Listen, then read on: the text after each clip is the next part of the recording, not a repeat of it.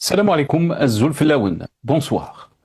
Du 4 au 10 septembre 2025, Alger accueillera la 4e édition de la foire commerciale intra-africaine, une occasion pour l'économie algérienne de renforcer sa place sur le continent.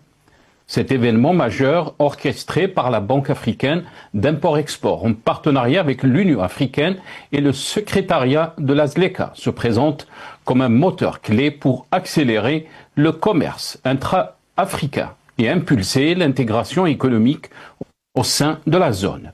Depuis ses débuts au Caire en 2018, poursuivi avec succès lors des éditions de 2021 à Durban, en Afrique du Sud, et 2023 au Caire, l'IATF est devenu un rendez-vous incontournable pour le commerce et l'investissement africain.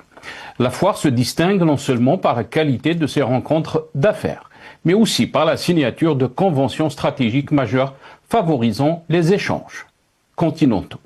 Parmi les précédents succès, l'IATF 2021 à Durban, en Afrique du Sud, avait généré 42,1 milliards de dollars en contrats, tandis que l'édition 2023 au Caire avait frôlé les 43,8 milliards.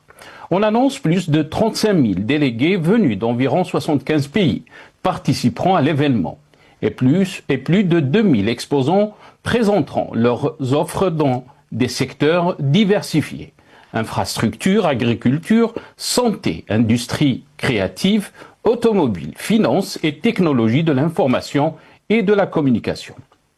Au-delà des retombées nationales, l'IATF constitue une porte d'entrée stratégique sur un marché africain de plus de 1,2 milliard de personnes.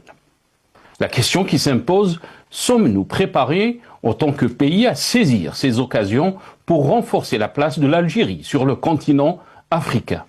Ou sommes-nous dans le show-off, un exercice de marketing pour redorer l'image d'un pays qui a été terni par tant de gabegie, corruption et instabilité?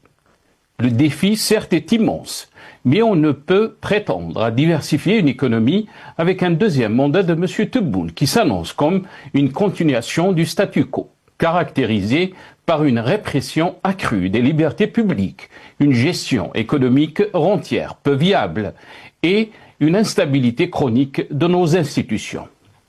Comment un pays comme l'Algérie, terre aux richesses impressionnantes, grenier de l'Europe, traversé par des cultures vivantes, légataire d'une histoire plurimillénaire, patrie de grands écrivains, a pu sombrer dans un naufrage politique, économique et social? Nous débattrons avec nos invités juste après cette petite